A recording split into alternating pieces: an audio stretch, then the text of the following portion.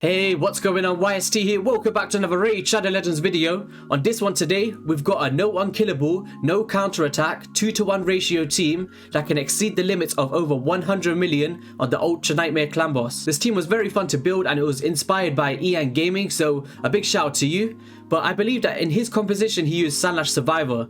In this one today we're using a Godseeker Aniri and the setup is only 2 turns. The ones that I've seen on other channels was 4 to 6 turns or something like that. And for me personally, when I've seen that, I'm not a big fan of the huge setups because when I wake up, all I want to do is just set my thing up, let it run and come back to it to when it's finished. So 2 turns, not the worst in the world. This composition today is based off Brago and Underpriest Brogni, who are both fusion champions. And then we've got Toragi the Frog, the magic Shadowkin champion, who applies the shield and the ally protection, which is very vital in this composition today. We are going to explain everything. And we've got Underpriest Brogni to make sure that the shields go even bigger. We're also going to get into that. Lydia the Deathsiren, technically she can be replaced by anyone who does an increased speed buff.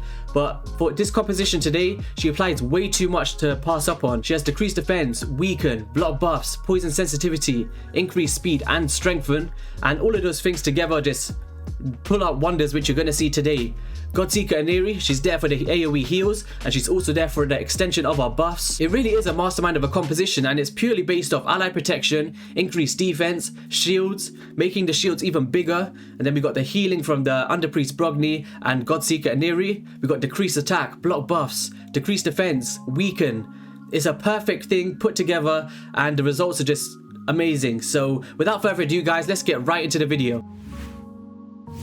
Okay, so we're going to start off here with Godseeker Aniri, one of my personal favourite champions in the game, and she is just absolutely amazing. And what she's here to do is, mainly for the heals on the A1, then we've got attacks all enemies with an AoE heal on the A2, because once you get into the later rounds, let's just talk turn 60, turn 70, because this team here today does go to around 90 turns or so. This heal here does keep you alive just a little bit longer because when the slam starts to go through the shield, because this shield alongside Underpriest Brogni, it boosts you a bit up to full and then you can just go for a few extra rounds. And then also increasing the duration of all buffs and all allies by 1 turn, keeping us affinity friendly, keeping the shields up, keeping the ally protection up.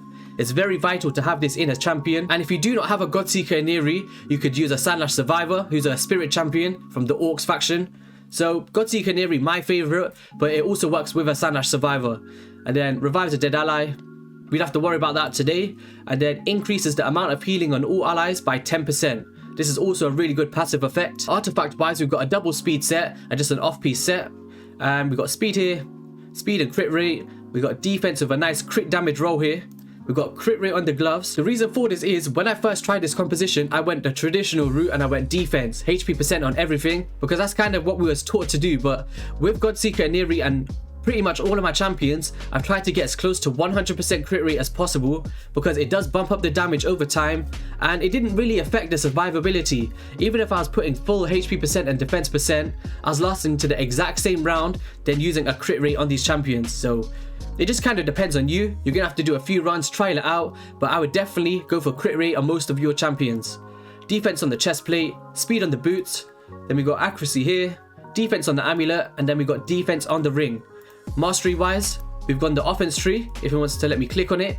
So the offense tree heading down to War Master, and the defense tree heading down to Retribution and Deterrence. And the overall stats of my Godseeker Aniri is 34,000 HP, 3,700 defense, 256 speed, 95% crit rate, 143% crit damage, and a 220 accuracy. You do not really need the accuracy, it was mainly just for the speed. It can work out a little bit good, but we got Underpriest Brogni to strip the buff, and we've also got a block buffs in this team. You don't really need the accuracy, so if you want to go defense or HP, you guys go for it. So that's Godseeker Aniri covered, and let's get right into the next champion.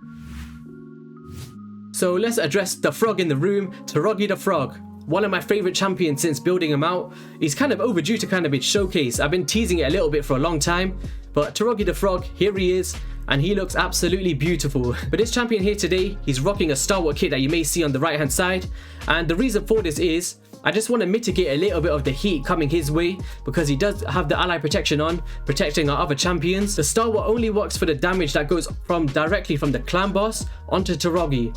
It's not going to mitigate the damage that goes onto your allies through the ally protection. I hope that makes sense, but let's get into his skills. On the A1, places a decreased attack, This is really good to help out with Iron Brago, just in case he misses his ability. And then attacks all enemies, places a provoke. Not the best in the world.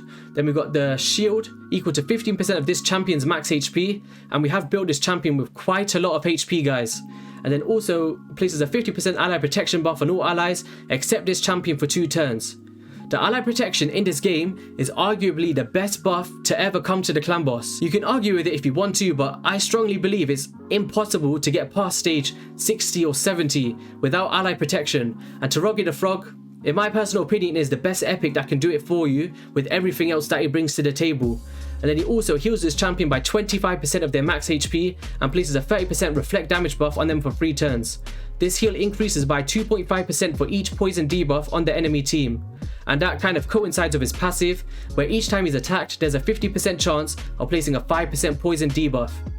This works out really good for damage output, and it works out really good for his healing, so if he becomes a little bit mitigated from all of the damage coming his way, he's going to be able to come a little bit up, and he's not really going to be in jeopardy until like turn 90, guys. You are going to see it in the run today. So yeah, heading into the gear here, we are using Stalwart, which reduces 30% damage from enemy AoE attacks, and we've got speed here, speed, defense percent and crit rate. We've got HP percent here, HP percent on the chest plate, and speed on the boots. You may be sitting there thinking, how are you surviving with no defense percent on the chest plate or gloves? In this build today, you're going to see it. He's not even close to dying, guys, and the value of his shield is based off his HP, so we want to make full value of that. So heading into the banner, accuracy, defense on the amulet here. I do want to put crit damage, but there was a double roll crit damage in this, which is why I've used it. Then we've got a HP ring with some defense and HP percent with a max substat glyph. That's really nice to see. And heading into the masteries, we've got the offense tree, and the only champion that I'm using today that's rocking the support tree. The reason for this is, he wasn't dying, guys. I did around 4 to 5 runs, and I don't think that he needs the defense tree, and I think you get more value out of extending those poisons and extending those decreased attacks.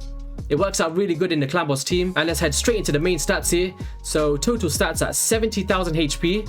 My main aim goal with this team is 80 to 90,000. If I can get him to 90,000 HP, I could probably push my damage up by maybe an extra 5 million or 10 million. We'll have to wait and see. 1,800 attack, 2,500 defense. Don't worry about it, guys. I know you traditionally see around 4,000 here for Ultra Nightmare.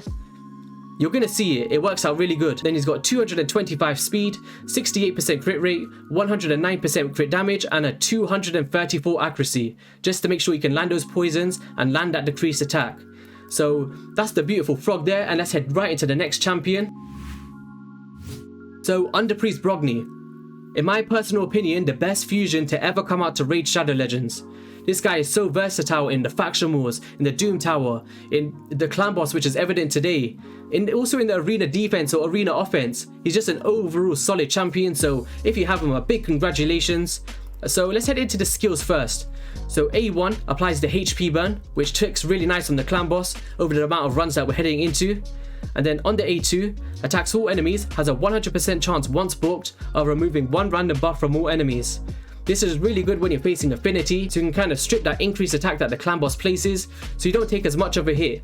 And then also has a 100% chance of removing 1 random debuff from all allies, and increases the value of shield buffs on all allies by 30% of the damage inflicted. This is where I did a bit of testing, guys, and a few talks with my ISL members, and having this champion with high crit rate works out really good. The reason for this is he increases the value of shield buffs on all allies by 30% of the damage inflicted. So if you're not critting when you're doing that, the shield is not going to be increased as much as you want it to, and when you get past stage 70 or 75, you're going to start getting smacked like a wet noodle. So make sure that you try to get his crit rate at least above 85 to 90%, so you can RNG your way through and hopefully get to that 100 million. And the A3 here places a block debuffs, keeping us affinity friendly, and places a 50% increased attack buff, increasing our damage, and places a shield buff on all allies for 2 turns, equal to 30% of this max HP. This is where you want this champion with a relatively high HP, but he's a pretty hard champion to build, guys, because you have to build him with attack, you have to build him with enough HP, you have to build him with defense, and you also have to squeeze a bit of crit rate in there. So in my personal opinion, he's the hardest one to build, but once you get it right, You get it right and then you're going to be extremely happy with it. And then heading into the passive, whenever an ally under shield buff is attacked, reflects 25% of the damage inflicted on the shield back to the attacker. The infamous Giant Slayer Reflector, and he is the MVP in this composition for damage output. We are going to be heading into Spirit Affinity today, which is where I've seen the most damage, but I'll talk about the damage that I get on other affinities as well. But this passive here, bonkers guys, it'll blow your mind if you haven't seen it already. Let's head into the artifacts. We've got a perception set, we've got an off-piece set, and then we've got an immortal set. So we've got speed here, we've got speed and crit damage, we have triple roll speed on the shield, we've got crit rate on the gloves, which I discussed earlier with the skills, HP percent on the chest plate, speed on the boots, and then we've got accuracy on the banner, defense on the amulet, and then we've got defense on the ring. I would want to push crit damage here, but that triple roll crit damage on a defense amulet is really hard to pass up. And then the total stats for my champion is 64,000 HP, 3,444 defense, 255 speed, 96% crit rate. Boo, you're a noob. You didn't get 100%. I know. I was trying my hardest, guys, but I ran out of speed glyphs, and this is the best gear I can get on my champions at the current time. So 150% crit damage and a 300 accuracy, which is really nice for places like the Doom Tower, but you only need around 240, 250, and you're going to be completely fine. Some people do run this composition without any accuracy at all, and they just focus purely on HP, defense, and damage output. So the masteries on Underpriest Brogni is the offense tree, heading down to Giant Slayer. Make sure you don't go War Master with this champion. And then defense, heading down to Retribution and Deterrence to make full use of those counterattacks. And let's head into this next champion here, Lydia the Deathsiren. Hopefully you finished your faction wars by now, but if you're watching this as a new player or a mid-game player, she can technically be replaced by anyone who does increased speed, but Lydia is definitely the best choice because she applies block buffs, poison sensitivity, decreased defense and weaken like a Raz and Scarhide. On top of that, she applies the strengthen and increased speed. So overall, in this composition today, I am going to be using my Lydia. This is the first time that I'm showcasing my Lydia on the channel, so welcome Lydia, welcome to the channel. So on the skills here, attacks one enemy, increases the duration of poison sensitivity debuffs by 1 turn. This works really good with the A3. And then on the A2, attacks all enemies, has a 100% chance of placing a 60% decreased defense and a 25% weakened debuff for 2 turns. This works out really good for Giant Slayer, War Master, and bumps our damage up over time, and places a 25% strengthen, which keeps the heat off our allies, and a 30% increased speed buff on all allies for 2 turns to help us reach that 2-to-1 ratio. And then attacks one enemy 2 times. For the first hit, has a 75% chance of placing a poison sensitivity debuff for 2 turns, and also a block buffs. Poison sensitivity coincides with Toragi the Frog because he applies the poison with his passive, and then she puts the poison sensitivity, boosting that damage up, and it works out really good. Block buffs, really good for affinity, keeps that increased attack off the clan boss, and you don't take as much of a hit. And then on the passive, doesn't really matter in his team today. So speed and resistance, we've got speed and crit rate, we've got crit rate on the gloves, we've got defense percent on the chest plate, we've got speed on the boots, we've got accuracy on the banner, defense on the amulet, and then defense with a triple roll defense on the ring. Really good stats there. And then heading into the masteries, we've got the offense tree and the defense tree. And the total stats on Lydia the Deathsiren is 37,000 HP, 3,900 defense, 269 speed, 94% crit rate. Once again, boo! Why didn't you get 100%? 117% crit damage and a 262 accuracy. So that's the gear and the masteries on Lydia. And let's head into the final champion of this composition, and he goes by the name of, I can't find him, Iron Brago. Once again, a very amazing fusion champion to come to this game, and in my opinion, he's the only one that you could technically replace by a lot of champions. Potentially Oltan. Martyr is one that I'm after, so if I get a Martyr, the no counterattack bit is going to be out the window because she can apply a lot to this team. But overall, he's a very heavy DPS, so do not sleep on Iron Brago. But let's get into his kit. On the A1, has a 30% chance to decrease the duration of all buffs by 1 turn. And then on the A2, places a 60% increased defense buff on all allies for 3 turns on a 3-turn cooldown. You could technically replace this with someone who does a 2 turns on a 3-turn cooldown because we are extending it anyway with Godseeker Aniri. And this ability here does hit pretty hard. And one thing, I'm not sure if I mentioned it, all the champions here are booked. I have been going through the skills, so hopefully you would have seen that by now. A3 places that decreased attack. We need that on the clan boss at all times, otherwise we're going straight in the bin. And then on the passive, increase defense on all allies by 10% of this champion's defense. So we've stacked this champion with a lot of defense, and then it applies 550 defense to all of my champions because we're rocking him at 5500. And then let's head into the stats actually. So 39,000 HP, 5,500 defense, 217 speed, 84% crit rate, 192% crit damage, which is pretty nice, and a 227 accuracy. I'm looking to boost up my Great Hall by 10, but because I do want to sit around 240 at a minimum. And then on the gear here, we've got speed and crit rate and crit damage, speed and defense percent, crit rate with some crit damage gloves, defense percent on the chest plate, and defense percent on the boots.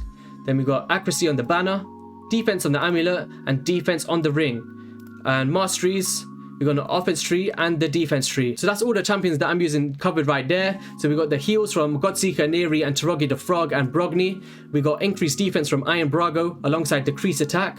We got increased speed to make the 2-1 ratio. Then we got strengthen, we've got ally protection, which works out really good in this team, and all the other goodies that I mentioned earlier. So without further ado guys, let's head straight into the run, and I will link the nightmare and the brutal difficulties and their speed tunes in the description below. So go and check that out if you want to, and let's get right into it. Okay, so we got Brago as the lead because he is going to be the stun target today. We got Toragi the Frog, Underpriest Brogni, Lydia the Deathsiren to keep us at a 2-to-1 ratio, and Godseeker Aniri to extend our buffs. You're going to see the wonders of this composition. You're going to see the value of ally protection, the value of the shields and making the shields even bigger. You're also going to see the value of the crit rate on all of our champions. It's going to work out really good, and I'm pretty sure you're going to be happy with the results. So let's dive right into the comp and the setup. Okay, so what you want to do here is you want to start off with an A2 on Lydia the Deathsiren, and then you're going to do an A2 on Godseeker Aniri, and then we're going to head into the A2 on Underpriest Brogni, A2 on Toragi the Frog, and then an A1 with Brago. What I like to do is do a preset, but I'll talk about that a little bit later on. A3 with Lydia the Deathsiren here, and then we're going to put an A1 on Godseeker Aniri, then an A1 with Underpriest Brogni, and then just an A1 with Toragi, and then an A2 on Brago. And then just an A1 here, A1 here, and then we just put the A3 on here. And then the hardest part, click auto and enjoy. This is the same for every affinity. The only one you are going to face a little bit of trouble with is when you're coming up against force. And for me personally, it goes on to either Underpriest Brogni or Toragi. If it does go onto Toragi, it will be a little bit of an issue. But my kind of aim goal is have an Oltan in the lead for magic. And then for the other affinities, I just rock this one and it works out completely fine. I've tried it on Void. It does around 80 million or 75 million, something around those numbers. On Magic, it hits around 75 to 80 as well, but it's a little bit RNG with the decreased attack from Brago. And then of course on the Spirit Affinities today, you're going to see well over 100 million. This is my personal record, but it's not a world record, if that makes sense. But I hope you guys enjoyed the video. I hope you see the value of ally protection, and I'll kind of zoom in just before I do this. There's one more thing I just want to talk about. If he just wants to do a single target here. So if you just look closely here, did you see that 673 on Toragi the Frog? Even up to turn 80 and 90, it will still say 673. Don't ask me why, it's a bit baffling in my head, but when I first seen it, I was like, what the heck is this? But you are going to see that throughout the run anyway, and hopefully you do see the value of all of these buffs and the perfect tuning that this team brings. So I hope you guys enjoy the run. I'll come back to you towards the end.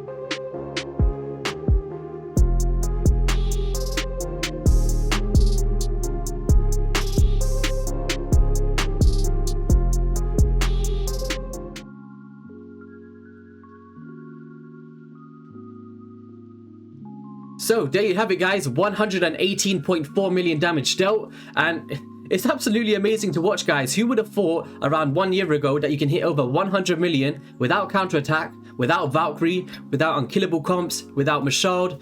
The only main champion here that I would kind of consider endgame is Lydia, and she is accessible to absolutely everybody if you finish the faction wars, and she can be replaced by anyone who does increased speed, but you will be losing all of the other stuff like block buffs, and then the decreased defense and weaken, and the poison sensitivity. All of these things do ramp up and increase our damage, but to purely just make the composition to work, increased speed is enough to make it work. So we've got Iron Brago here with 27 million, 22 million on Toragi the Frog, 35 million with the MVP on Underpriest Brogni. We got Lydia with 14 million and Godseeker Aniri with a whopping 19 million. It's a really fun composition, and I will be using this most of the time. And if you want to see the setup for Nightmare and Brutal, head straight into the description of this video. It's a very simple setup, very similar to it, but just a small little few tweaks and it will be ready to rock and roll. The one thing that I do want to mention is, if you're hitting the Brutal Clan Boss, it goes on for nearly 200 and something turns.